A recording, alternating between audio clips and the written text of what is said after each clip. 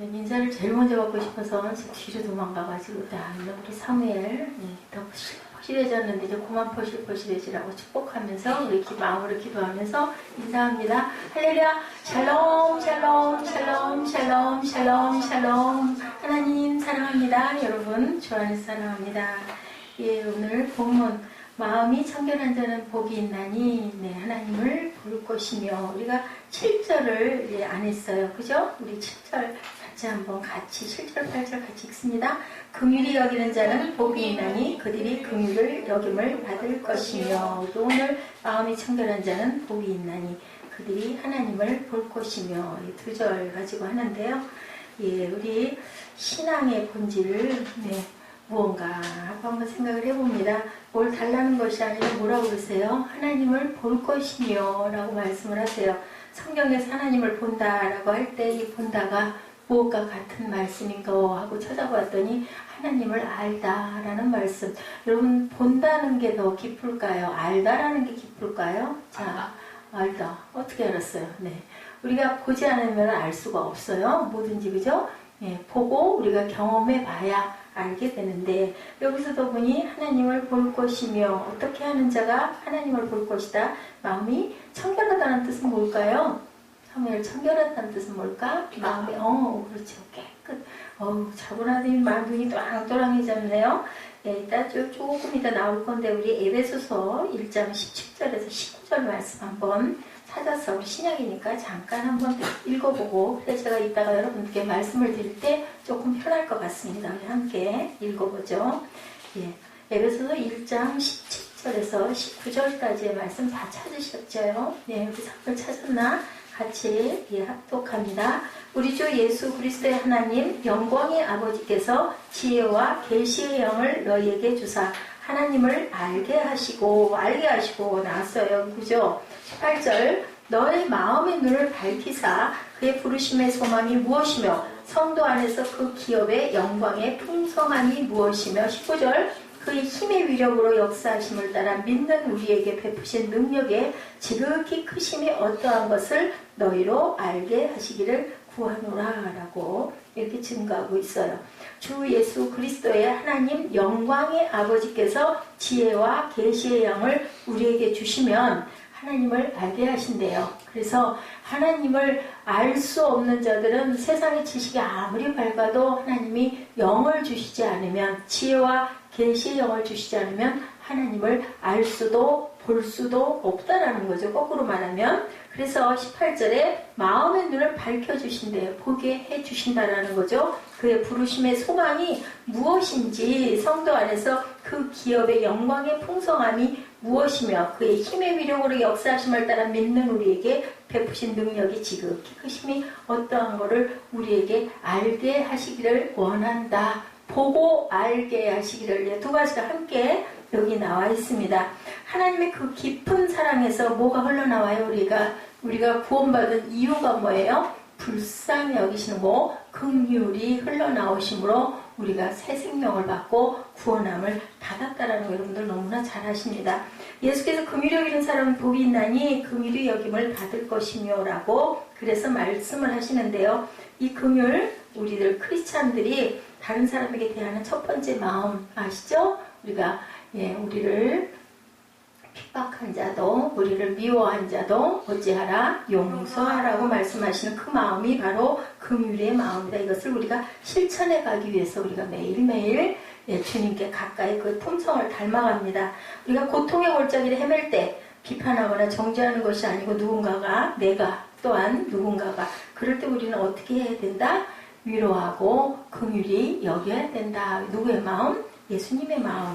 그래서 오늘 5장 8절에 그렇게 하려면 어떻게 해야 된다? 마음이 청결해야 그렇게 할 수 있다. 마음이 심령이 청결한 자는 복이 있나니 그들이 하나님을 볼 것이며 에베소서 말씀과 같이 그러한 마음을 가져야 보고 알게 되는데 그러려면 또한 거꾸로 마음이 깨끗해야 된다. 마음의 깨끗을 우리는 뭐라고 바꿔 말할 수 있어요? 거룩을 닮아야 된다. 내가 거룩하니 너희도 거룩하라. 레위기에서도 말씀하고 베드로 사도도 말씀을 그렇게 합니다. 그죠? 창세기 3장에 타락한 인간을 우리가 보죠. 누구? 아담과 이브. 그들은 하나님을 등지고 죄를 짓고 모르라고 선악과를 먹지 말라고 그랬는데 욕심이 나가지고 따먹고 눈이 밝아지는 바람에 밝아지면 좋을 줄 알았는데 밝아지다 보니 자기 발가벗겨지는 모습이 너무 잘 보여서 감추고 숨죠. 그리고 결국은 에덴에서 쫓겨납니다. 아담이 아들을 낳아요. 그래서 최초의 인간이 후손이 누구를? 가인을 낳았는데 가인은 그만 동생을 쳐 죽이죠. 첫 번째 살인사건이 일어나요. 뭐 때문에? 원죄로 인함 때문이다. 악이 우리 안에 있기 때문에. 그래서 죄는 선을 낳을 수가 없고 죄는 죄를 낳는다. 열매는 그죠. 우리가 그래서 뭐 그 말 있죠. 콩 심은 데 콩 나고 팥 심은 데 팥 난다. 시도도 절대로 할 수가 없다. 어쩜 그렇게 똑같니? 지네 아빠 똑빼 닮았다. 엄마랑 똑같이 생겼네. 그런 말들 많이 합니다. 창세기 4장 24절에 가인을 위하여는 벌이 7배일진데 라멕을 위하여는 벌이 70배이로다 라고 얘기를 해요. 가인의 5대 후손이 라멕이거든요. 라멕이 또 죄를 지니 그동안 계속 가인에서부터 5대까지 내려갈 동안 뭐가 더 심해져서? 죄가 심해져서 우리는 몇 배나 죄를 져서 벌을 받을까? 그죠? 700배, 7000배도 넘지 않을까? 왜냐하면 우리 역사가 끊임없는 죄를 지금도 짓고 있기 때문이죠. 인간의 죄로 말미암아 무슨 사건? 최초의 홍수사건, 노아의 홍수사건이 일어났죠. 그러고 났는데 거기에 대적을 해서 무엇을 했어요? 바벨탑을 쌓았어요. 어디까지 올라가려고? 하늘나라까지 올라가려고. 그러다가 그만 니무롯이 그렇게 하죠. 거인이었죠. 그러다가 그게 실패를 합니다. 누가 흩어버려요? 하나님께서 흩어버려요. 결국 뭐예요? 우리는 한계가 있다. 인간이 아무리 하나님께 도달하려고 해도 뭘로 갈 수밖에 없다. 영이 아니면 아까 에베소서 말씀처럼 하나님이 진리와 지혜의 영을 우리에게 주시지 않으면 하나님을 볼 수도 알 수도 없는데 그 마음은 어떤 마음을 품어야 된다? 사랑과 긍휼의 마음을 품어야 된다. 그랬을 때 우리가 청결해졌을 때 거룩을 닮을 때 나를 볼 수 있다라는 마음이에요. 근데 그게 바로 오늘 말씀이죠. 마음이 청결해야 복이 있다. 나를 볼 수 있다라고 말씀을 합니다. 우리가 그 마음을 놓고 우리가 한번 봅니다. 하나님을 보신 일, 만나신 일 있으십니까, 여러분들? 하나님 영으로 만나신 일 있죠? 아멘. 사무엘도 아멘? 아멘. 네. 그러면 절대로 하나님 곁을 떠날 수가 없어요. 아버지가 계신 것을 알기 때문에 눈에 보이지 않는 아버지인데도 합니다. 우리를 낳은 아버지는 떨어져 살고 안 보고 살고 돌아가고 나면 완전히 그저 단절이 돼버릴 수도 있지만 우리 하나님은 땅에서도 뵙고 그저 우리가 의식이 있고 아버지를 안 이후부터는 또 영원한 나라에서도 우리가 평생 죽을 때까지 영원하게 하나님은 우리를 항상 찾으시고 만나주시고 우리 아버지로 계신다라는 얘기죠. 그래서 하나님을 본 사람의 삶이 어떻게 된다면 생각하고 본다 만난다고 하는 그 실제 느끼지 못해서 우리가 이 정도의 삶을 살지만 실제로 만난 사건을 겪은다면 그 사람들은 세상 사람과는 구별되고 달라야 된다. 왜냐하면 못 본 걸 봤잖아요. 우리가 볼 수 없는 것을 보았고 우리 그 찬양 있죠. 우리가 그렇기 때문에 나는 다르다. 누가 그랬어요? 누구죠? 송명희 자매가 그 찬양을 그렇게 아주 은혜롭게 가사를 지었잖아요. 내가 못 보는 세계를 보았다고. 그렇기 때문에 나는 공평하신 하나님을 너무 사랑한다라는 그 고백을 하는 것처럼 우리가 이렇게 특별히 하나님을 만난 사람은 하나님의 예수의 피를 우리가 경험하고 씻음을 받은 사람은 늘 뭐 해야 된다? 항상 하나님을 생각하고 묵상해야 된다라고 말씀합니다. 예수님은 우리 죄를 용서해 주셨고 하나님은 그렇게 함으로 우리를 만나 주신 거예요. 아니었으면 구약 때처럼 계속 손 씻고 계속 양 잡고 제가 오늘 그 성막 그걸 보면서 우리 세빈 예배 그 자료를 찾느라고 아까 잠깐 끝내고 나서 보면서 생각을 했어요. 양이 번제단 위에서 불태워지는 그 그림이 이렇게 올라와요. 그 구약에는 정말 짐승들이 엄청나게 많이도 태워져서 죽었겠구나. 피도 많이도 뿌리고 흘리고 했겠구나. 끊임없이 속죄를 해야 되니까 또 씻고 제사장들이 제사 한번 드릴 때마다 몸을 5번 씻고 손발을 10번씩 씻고 할 때마다 씻고 성경 기록할 때도 하나님이라는 단어가 나오면 그 단어를 건너뛰어서 이렇게 붓도 다시 씻고 목욕도 같이 가서 다시 한번 오고 이러면서 성경 필사를 참 참 지금보다 얼마나 그죠? 그 하나님께 대하는 마음들이 정말 그 무섭고 두렵고 떨림으로 하나님이란 단어를 쓰지 못할 만큼 하나님을 경외했나. 저는 그런 생각을 오늘 했습니다. 마음이 청결한 자는 복이 있는데 깊은 의미를 봤더니 깨끗함이 원화로 카타로스라고 표현이 되어 있어요. 카타로스라는 말은요, 우리 알죠? 카타르시스에서 파생한 말입니다. 깨끗한 옷을 가르칠 때 깨끗한 물 갈아주어 티가 제거된 흠이 없고 이물질이 섞이지 않은 깨끗함을 나타낸다. 흠이 없는 육체에 불순물이 섞이지 않은 순금과 같은 그런 상태. 또 뭐예요? 가문도 훌훌통도 순수한 가문. 그래서 제사를 드릴 때 깨끗한 순수한 정결의 의미. 신앙 안에 누구든지 그죠? 이방신을 섬기는 어떤 사람도 정결을 꼭 있었죠. 그래서 그죠? 그 구슬하는 그런 무당들도요. 뭐 굿하기 전에 아니면 그 사람들도 기도한다 그래요. 기도하러 뭐 보름 동안 뭐 두문불출하고 기도만 한다. 뭐 이런 얘기 전에 어렸을 때 들어서 그 사람들은 항상 그렇게 씻어요. 그리고 또 뭘 입어요? 소복단장들을 많이 해요. 왜 그랬을까요? 깨끗함의 의미로 흰색 가까이 가죠. 그것은 뭘까요? 우리 하나님이 우리 마음 안에 하나님을 사랑하는 사모하는 마음을 주셨기 때문에 어떠한 종교도 어떤 신앙에도 정결이 없는 곳은 없다. 제사장들은 오죽이나 하면 그렇게 많이 씻었겠나. 몸을 5번, 손발을 10번씩 씻는다. 아무리 죄를 씻고 또 씻어도 더러움은 계속 반복이 되잖아요. 우리 목욕 안 해요? 우리 세수 안 해요. 머리 매일 감아야 되잖아요. 그래서 또 밤만 되면 기름이 끼죠. 또 아침 되면 또 씻어야 되고 또 닦아야 되고. 근데 그것을 단번에 속해 주신 분이 바로 예수 그리스도시죠. 한 번에 단번에 히브리서에 나타내고 있죠. 이렇게 구약에서 이 청결이라는 뜻은 사람의 인격과 삶에도 나타나 있는데요. 아브라함의 완전함, 요백의 무죄함, 정직함, 시편에서는 인간의 정결한 마음, 정결한 영이라고 쓸 때 바로 이 카타르스라는 단어의 표현을 원어적으로 했다라는 거죠. 이사야에게도 정결, 하박국에도 정결한 눈을 의미할 때 이 말씀을 응용을 하고 사용을 했다고 합니다. 문제는 예수님은 이 정결을 어떻게 사용하셨느냐. 오늘 예수님의 산상수훈을 지금 하고 계신 거죠. 우리도 우리에게 이럴 때 하나님 말씀에 대입해서 물어봅니다. 당신은 정결하십니까? 사무엘? 아멘? 오유. 근데요, 그게 나 정결해요 하는 사람은 양심에 털난 사람이래요.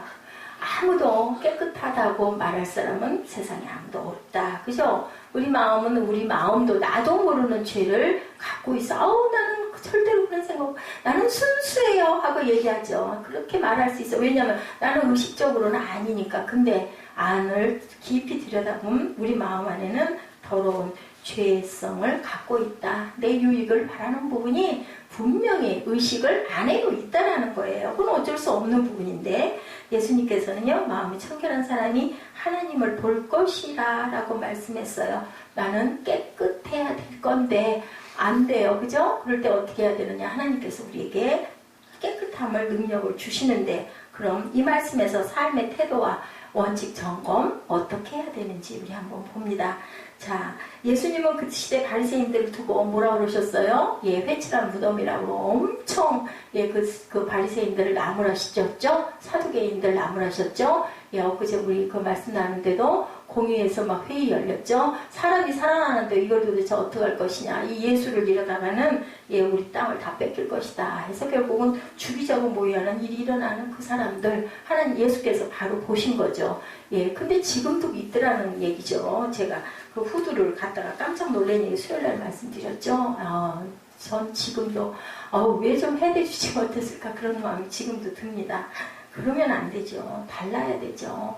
법보다 위에 있는 게 하나님 사랑인데요. 안 그랬었으면 예수님이 돌아가시지 않으셨을 거예요. 그 시대의 율법을 그대로만 지켰더라면, 그죠? 약한 사람들 그냥 같이 밟고 올라섰더라면. 근데 예수님의 마음은 그게 아닌데, 예수님은 그 시대 바리새인들을 형식적 종교로는 완벽한 자들인데 너희들은 절대로 천국에 갈 수 없다. 그 사람보다 나아야 간다고 그랬어요. 근데 그분들은 아주 성경을 그냥 두루루 꿰는 사람들이잖아요. 아주 율법을 기가 막히게 조목조목 만들어서 지키는 사람들이에요. 그들을 향한 별명이 분리주의라는 별명이 붙었다라는 거예요. 네, 하나님을 기쁘게 하는 자를 연구해서 율법을 만든 사람들인데 그들에게 하나님께서는 분리주의라고 예수님께서는 말씀을 하신 그 말씀이 바로 에베소서 1장 17절에서 19절 아까 우리 함께 고백한 말씀이에요. 우리 주 예수 그리스도의 하나님 영광의 아버지께서 지혜와 계시의 영을 너희에게 주사 마음을 알게 하시고 하나님을 알게 하시고 너희 마음의 눈을 밝히사 그의 부르심의 소망이 무엇이며 성도 안에서 기업의 영광의 풍성함이 무엇이며 그의 힘의 위력으로 역사하심을 따라 믿는 우리에게 베푸신 능력의 지극히 크심이 어떠한 것을 너희로 알게 하시기를 원한다. 구한다라는 건 원한다라는 뜻을 갖고 있습니다. 사도 바울이 지금 에베소서를 누가 썼어요? 누가 썼어요? 바울이 썼어요. 어디에서? 감옥에서. 감옥에 지금 있는 거예요. 그래가지고 에베소 성도들에게 이 편지를 쓴 거예요. 이 말씀을 지금 17절에서 19절의 말씀을 아침이고 저녁이고 그 차가운 돌바닥에 맨날 무릎 꿇고 자기의 죽음은 아무 생각도 안 하고 감옥에 갇힌 거는 아무 상관도 하지 않고 눈물을 흘리면서 기도하는 내용이 바로 17절에서 19절 내용이라는 거죠. 하나님이여 지혜와 계시의 영을 에베소 교인들에게 허락하셔서 마음의 눈을 열어주시고 하나님을 알게 해 주옵소서. 왜요? 하나님을 보게 해야 되니까 하나님을 알게 해야 되니까 일단 봐야 만나야 알지 않겠어요? 그 마음을 어떻게 해서 정결하게 씻어달라는 것을 계속 기도하는 거죠. 가득 차게 한다라는 거 안다라는 것은 내가 그 사람을 안다 이면요 그 사람의 마음을 내가 아는데 그 사람 마음 안에 모든 것들을 내가 가득 채워 있기 때문에 내가 안다. 야다라는 말 너무 깊은 의미를 갖고 있는 거 여러분들 아시죠? 빈자리가 없도록 하나님을 아는 것으로 가득 채우면 당연히 보게 되고 알게 되고 믿게 되고 그죠? 의심이 절대로 들어갈 자리가 없는 거죠. 의심은 사탄이니까. 우리가 하나님을 알면 알수록 마음의 눈은 더 밝아진다. 그래서 하나님의 지혜를 우리가 닮아가고 깨달아가고 알게 된다. 이 산상수훈의 이 말씀이 아주 기가 막힌 한 한 자리 말씀들이에요. 모르면 모르는 것만큼 하나님은 흐리게 보인다라는 거죠. 예, 알면 알만큼. 우리가 뭐 어떤 그 시험을 볼 때도 그렇죠. 이번에 제가 시험을 어저께 그 바람에 제가 어제 또 그런 그 사고가 나기도 했는데요. 정말 이번에 시험이 스트레스를 엄청나게 많이 받았어요. 시험이 끝났는데 일단은 아는 것 우리가 알면 그렇게 두려울 이유가 없어요. 자신이 없고 모르니까 두렵고 떨리고 그죠? 염려를 하는 거죠. 여유를 가져라라고 얘기를 하는데 여유가 우리가 자신이 있어야 여유가 있다는 거죠. 늘 제가 비유를 하지만 운전하는 거 잘하는 사람은 절대로 어디를 가도 염려 걱정 안 해요.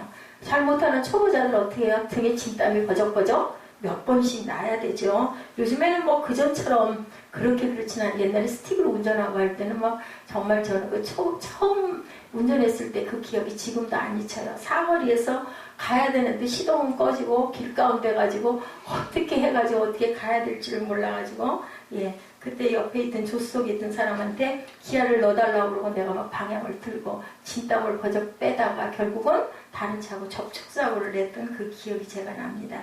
이런 것처럼 우리가 알려면 그걸 온전하게 볼 줄 알아야 된다. 상대방이 차가 어디서 어디로 돌리고 가고 있고 어디를 향해서 가고 있고 나는 지금 몇 차선 도로에서 어디로 가고 있는지 알아야 되는데 당황하고 겁나고 두려우면 안 보여요. 아무것도. 결국은 그러다 사고가 나는 거죠. 자, 마음이 청결해야 본다고 하네요. 하나님을 보기 위해 하나님을 아는 것만으로는 안 된다. 어떻게 해야 된다? 너희들이 청결하게 닦아야 된다. 청결하다는 말에는 두 가지 뜻을 갖고 있어요. 깨끗하게 하는 것이죠. 그죠? 원어로 아까 말한 대로 카타로스입니다. 불결하고 더러워진 인간이 하나님께 나아갈 때 동물의 피로 씻는 의식들이 많이 생기고 부정을 행하는 것을 씻는 그런 의식 제사 엄청나게 많았던 거예요. 구약에는 우리 마음대로 못 갔죠. 이 모든 제사적 행동에 어떻게 하면 인간이 하나님께 깨끗한 몸으로 나아갈 수 있는가. 그래서 다들 사람들은 모든 백성들은 늘 정결에 목말라 해서 맨날 죄를 지었다고 염소 비둘기로부터 시작을 해가지고 아니면은 그죠? 그 떡을 만들려고 자기가 가지고 있는 모든 걸 털어서 제단으로 가서 아니면 죽는 줄 알았어요. 그 시대는 정말. 지금은 얼마나 사람들이 완악해졌습니까? 그때는 구약에는 그러지 않았다라는 거죠. 이 구약의 제사장은 아주 필요한 사람이었죠. 레위인들의 그 지파들이 계속 대를 이어가면서 가고 있고 그 사람들은 백성들이 거두어주는 그것으로 먹고 살면서 제사에만 몰두를 하고 닦고 사는 그런 사람들인데도 거기에서도 비리와 범죄가 계속 일어나서 결국은 종교 혁명이 일어나는 죄를 여기서 시작이 된 거예요. 뭐 정결을 신다고 양을 가져오고 그죠? 염소와 비둘기를 가져오고 근데 결국은 나중에는 이제 그걸 돈으로 해가지고 내가 너희 죄를 씻어줄게. 그 죄에는 얼마를 가져와. 그런 죄를 저질렀을 때는 얼마의 양을 갖고 와. 이렇게 해가지고 교황들이 면죄부를 팔아서 잘 먹고 잘 사는 그 부분 때문에 혁명이 일어나고 지금 신약이 그리고 우리 교회들이 탄생을 한 겁니다. 그 구교가 바로 천주교죠. 지금 천주교라고 얘기하는 구약의 제사들 염소와 양을 아무리 잡아서 불에 태워서 드려도 또 태워야 되고 또 태워야 되고 했다라는 거예요. 우리 몸에 있는 눈 여러분들 아세요? 사무엘 우리 몸에 있는 우리 눈 저는 가끔 눈이 정말 귀하다는 생각 안경을 끼게 하냐 뭐를 해도 얼마나 감사한지요. 저는 요즘에 그런 걸 느껴요. 몸이 좋고 불편한 데가 있다 보니 그런 건데 눈이 만약에 이게 잘 안 보이고 흐리면 나는 이제 끝나네. 어저께 제가 눈 감고 누워 있어 보니까 세상에 그렇게 힘들고 그렇게 괴로울 수가 없어요. 막 모든 신경을 다 들고 일어나는데 잠을 자보려고 약을 먹고 누워 있는데요. 막 목이 꼿꼿해지고 그냥 머리가 막 들리는 거예요. 눈은 빠지려고 그러고 결국은 일어나 앉아버렸죠.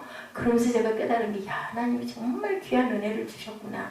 내가 하루를 몰두하고 있을 수 있고 밤이면 정말 누우면 잠이 들어버릴 수 있게 그 단장 그게 제일 그리웠었어요. 어저께 결국 이제 3시간 넘어서 잠을 어떻게 조금 자다가 깼고 오늘 이제 오전에 교회 와서 새벽 예배 드리고 그러고 나서 한 9시경부터 잠을 제가 몇 시간을 아주 정말 단잠을 일부러 약을 먹고 그렇게 잤습니다. 우리 눈 25,000번 정도 하루에 깜빡거린다고 그래요. 눈이 깜빡거리는 횟수가. 근데요, 깜빡거리면서 눈물 샘에서 나오는 액으로 안구를 계속 씻어낸다. 우리 건조증 있죠? 그게 물이 부족한 거예요. 그럼 빡빡해지잖아요? 저는 이제 나름대로 방법을 강구를 한 게 그렇더라고요. 여러분들 해보세요. 그거 눈물이 없거나 눈에 넣는 그게 안약 없을 때는요, 그냥 대야에다 물을 떠가지고 눈을 검벅검벅 거려보세요. 눈을 담그고. 시원한 물이다. 그러면 눈이 엄청 시원해져요. 아니면 시원한 차가운 냉타올을 해가지고 눈에다 이렇게 꾹꾹 눌러보세요. 그 눈알을 이렇게 회전을 좀 3번 이렇게 하고 이렇게 멈추고 꾹 눌렀다가 떼면 눈이 시원해져요. 그러고 나면 정신이 저는 번쩍 나더라고요.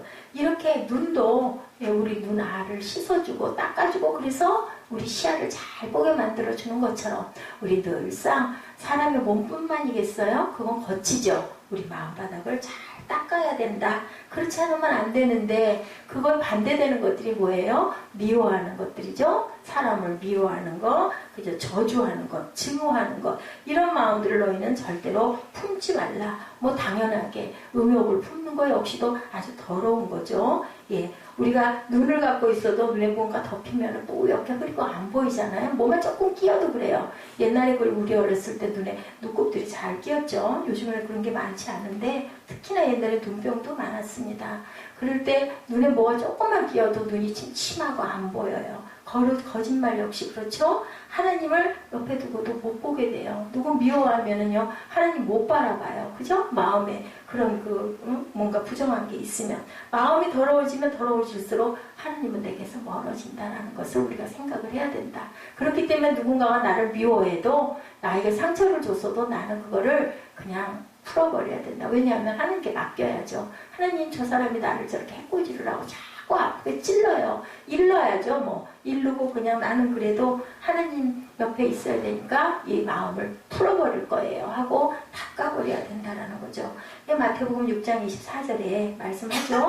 한 사람이 두 주인을 섬기면 안 된다. 제가 아까 말씀드린 음욕을 품는 것, 거짓말하는 것, 누구를 미워하는 것, 증오하는 것, 욕하는 모든 것들은 뭐라고요? 세상이잖아요. 그렇기 때문에 우리는 하나님을 섬기는 자들이기 때문에 그것들을 다 버려야 된다라고 말씀을 해요. 두 사람을 똑같이 섬길 수는 없다. 아마 하나님과 재물을 어떤 청년이 왔다가 그 재물 아까워가지고 예수 못 따라갔죠? 그거 다 팔아서 나눠주고 나 따라오라고 그러니까 아이고 도저히 아까워서 그럴 수가 없어요. 누구처럼? 소금 기둥이 됐던 롯의 아내처럼 똑같이 세상에 그냥 있다 그 자리에서 그냥 폭삭 늙어서 죽든지 그죠? 무슨 재난으로 죽든지 결국은 엄청나게 어리석은 건데 눈이 성하면 온몸이 밝다.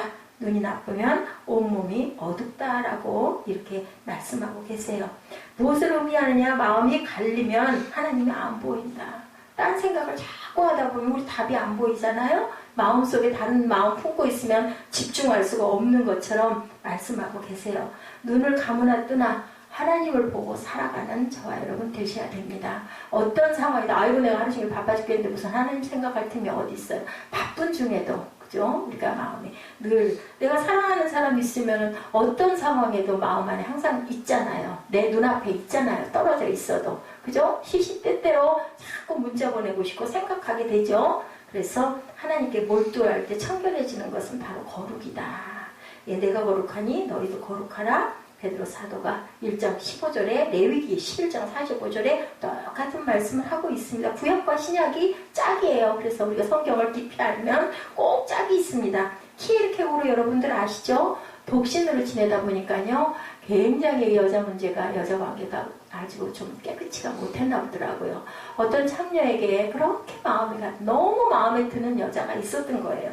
근데 이 사람은 하나님을 굉장히 섬기는 사람이었어요. 그래서 하나님께 속한 거룩한 목적에 내가 몰두할 때 나는 내 마음이 깨끗해진다라고 노트에다가 계속 썼다고 그래요. 저 여자를 따라갔다가는 내가 그 구렁텅이에 빠질 건데를 너무너무 잘하는데 너무 마음의 유혹이 심하니까 결국은 노트에다가 필사를 하면서 마음을 다잡았다라는 그런 얘기가 있습니다.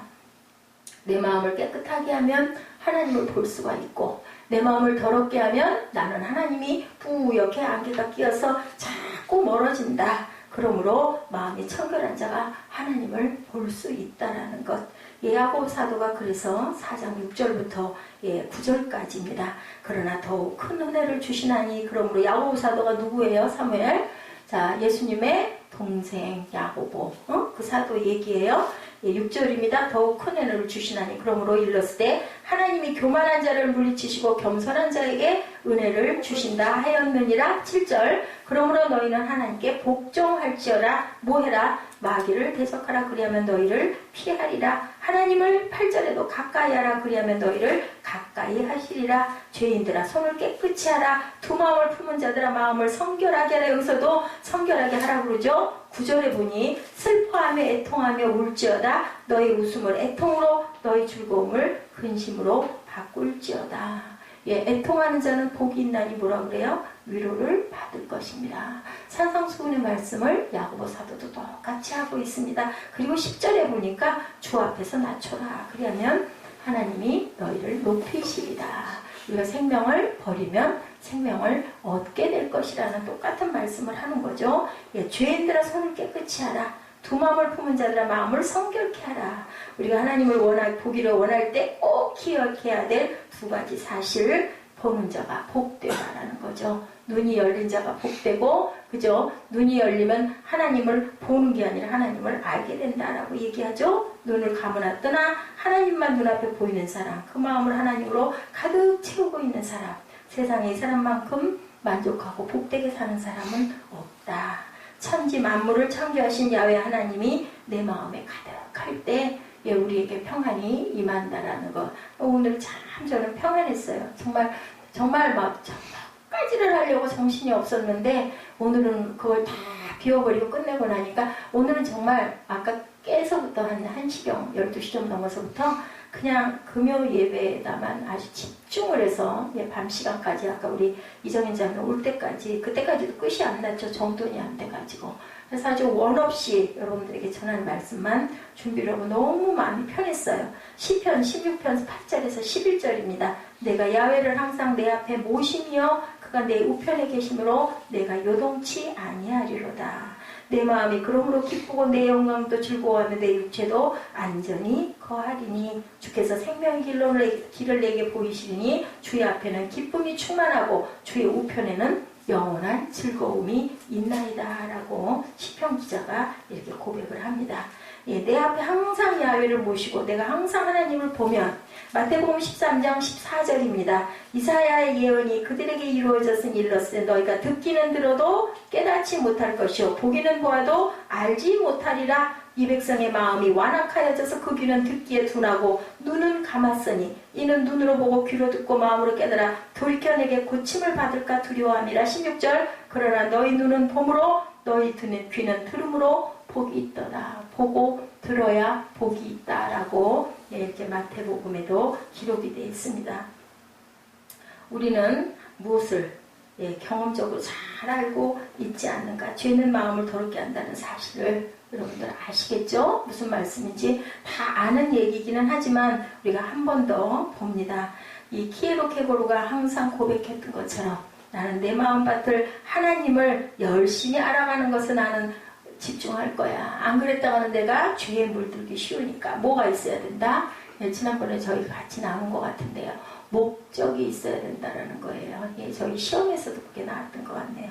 목적이 있어야 향방 없는 주먹이 되면은 온전한 길로 스트레이트로 갈 수가 없다. 어디에 목적을 둬라? 하나님의 나라에 목적을 둬라. 야고보 사도가 슬퍼하며 애통하고 울어라. 뭐예요? 애통하는 자는 위로를 받으니까. 그죠? 주 앞에서 낮춰라. 이렇게 말씀을 항상 하고 계신다는 것. 스펄전이 말합니다. 하나님이라는 주제가 우리에게 크나큰 위안이 된다. 이런 말을 했어요. 오 그리스도를 묵상하는 것에는 모든 상처를 치유하는 치유제가 있습니다. 하나님 아버지를 명상하는 것에는 모든 슬픔을 근절시켜주는 것이 있습니다. 성령의 감화력 안에는 모든 아픈 것을 잊게 해주는 진통제가 있습니다. 라고 이렇게 고백을 했어요. 슬픔을 잊고자 하면, 염려를 잊고자 하면 뭐를 하면 된다? 신성의 깊고 깊은 바다 하나님을 보고 아는 깊고 깊은 바다에 잠겨보시는 저와 여러분 되시기 바랍니다. 슬픔과 비탄에 굽이치는 파도를 진정시키시고 시련의 바람들을 평온하게 해주시는 분이 바로 누구다? 하나님이시다. 우리가 하나님을 깊이 알려면 거룩하신 하나님을 보고자 하는 열정 속에 들어가라. 우리가 창조된 목적, 아까 대표 기도할 때 제가 들은 것 같은데요. 우리가 왜 태어나서 왜 살고 있는지 하나님을 알기 위해서 태어난 거예요. 부모 모르는 자녀가 없잖아요. 근데 영의 부모, 아버지, 하나님을 모르는 사람들이 세상에는 아직도 있다라는 거죠. 거룩하신 하나님을 알기 위해서 우린 지어졌고 알고 기뻐하고 찬양하라고 지어주셨다라는 것을 여러분들 깊이 아시기 바랍니다.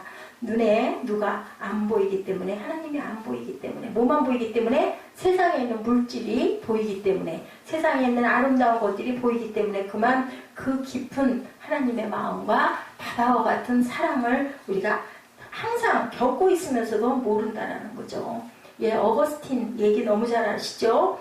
엄청나게 개종이 될 무렵이었어요. 진흙탕 같은 죄의 구렁텅에서 만이교에 빠졌던 사람이죠. 어머니를 무진장 핍박을 했죠. 어머니 엄청 기도하셨던 분이죠. 아들을 위해서 새벽마다 기도하시는데 밤이면 술 먹고 들어와가지고 어머니를 발로 걷어차서 눈바닥에 나가 떨어지게 해버리고 술 취해가지고 그저 나가 떨어져 자고 하던 이 어거스틴이 영과 육의 투쟁을 치열한 투쟁을 했다고 그래요. 너는 여자들을 없이도 살 수 있다고 생각하는가? 라는 소리가 어느 날 들려왔다고 합니다. 한편에서는 흙이 되어 죽게 될 그대의 불순한 지체의 말을 듣지 마세요! 라는 음성이 들려왔다고 그래요.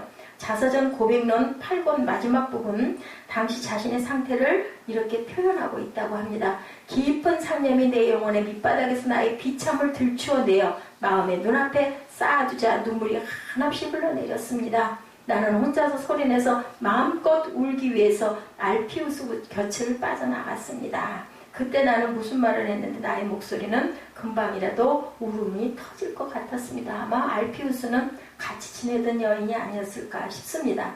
나는 어느 무화과 나무 밑에 주저앉았습니다. 눈물이 폭포처럼 줄줄 흘러내렸는데 이것은 당신께서 사랑하시는 죄물이 되었습니다. 어거스틴이 이렇게 애통해하는 가운데 있을 때 이웃집 옆집에 아이들이 집어서 읽어라 집어서 읽어라 하는 노랫소리가 들렸던 거예요. 그 상황이 그랬어요. 순간 이상한 생각이 든 어거스틴은 쏟아지는 눈물을 참고 자리에서 벌떡 일어납니다. 성경을 집어들고는 그냥 아무데나 탁 들어오는 곳을 눈으로 읽었는데 바로 로마서 13장 13, 14절이었다고 그러죠. 낮에와 같이 단정히 행하고 방탕하거나 술 취하지 말며 음란하거나 호색하지 말며 다투거나 시기하지 말고 오직 주 예수 그리스도로 옷 입고 정욕을 위하여 육신의 일을 도모하지 말라. 여인에게 빠져가지고 허덕이고 있다가 그저 마음속에서 두 마음이 일어나서 투쟁을 하다가 벌떡 일어나 튀어나와가지고 무화과 나무 아래 울고 있는데 이 아이들의 노랫소리에 정신이 든 거였겠죠. 이것이 바로 어거스틴이 탕자의 삶에서 회개하기 시작하던 회심의 체험이었다고 그래요. 어거스틴은 웃음을 애통으로, 즐거움을 근심으로, 바꿈으로 그를 괴롭히던 세속의 욕망을 끊어버릴 수가 있었다고 그래요. 어머니 모니카의 슬픔을 기쁨으로 돌려놓을 수 있는 그러한 아주 귀한 계기가 되었다. 어거스틴이 고백했던 것처럼 하나님의 뜻대로 살기 위해서 흘리는 우리의 눈물은 하나님께서 사랑하시는 제물이 되었고, 어거스틴은 그 로마서를 더 이상 읽을 필요가 없었다고 그래요.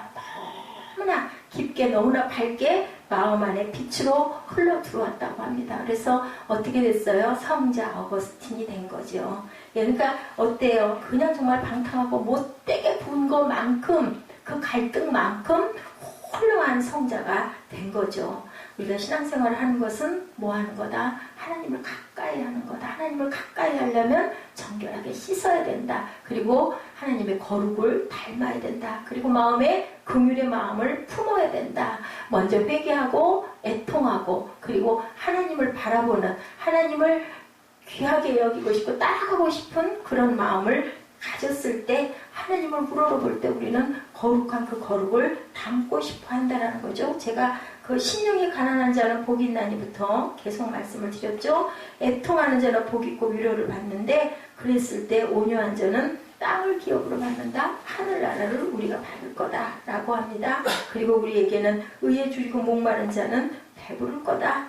세상의 빵과 음료가 아닌 하나님의 그 의를 사모하는 자에게는 하나님께서 우리를 배부르게 해주신다. 그리고 그 화평에 이르는 길은 우리가 정결하게 항상 닦여 있어야 된다. 이와 같은 무엇을 할 때 하나님을 향한 사랑을 깨달아 알 때 하나님 앞에서 겸손하고 복종하고 성결해질 수가 있다. 이런 노력을 통해서 하나님과 우리가 동행하고 보호를 받고 인도를 받을 때 우리에게는 무엇이 참 평화가, 하늘나라가 내게 임한다라는 겁니다. 그래서 마태복음 5장 3절에 심령이 가난한 자는 복이 있나니, 우리 읽습니다. 7절까지 읽고 11절 12절 읽습니다. 시작. 심령이 가난한 자는 복이 있나니 천국이 그들의 것이며, 애통하는 자는 복이 있나니 그들이 위로를 받을 것이며, 온유한 자는 복이 있나니 그들이 땅을 기업으로 받을 것이며, 의에 줄이고 목마른 자는 복이 있나니 그들이 배부를 것이며, 긍휼히 여기는 자는 복이 있나니 그들이 긍휼히 여김을 받을 것이며. 11절입니다. 나로 말미암아 너희를 욕하고 박해하고 거짓으로 너희를 거슬러 모든 악한 말을 할 때에는 너희에게 복이 있나니 기뻐하고 즐거워하라. 하늘에서 너희의 상이 큼이라. 너희 전에 있던 선지자들도 이같이 받게 하였느니라. 네, 아멘. 이 말씀을 깊이 간직하시고, 그리고 기억하시고, 항상 마음을 정결하게 닦으셔서 하나님을 보고 하나님을 아는 그러한 축복이 임하시기를 주님의 이름으로 축복합니다. 우리 찬양하시고 결단하는 시간 갖도록 하죠. 네, 아까 우리 찬양 322장 찬양하죠.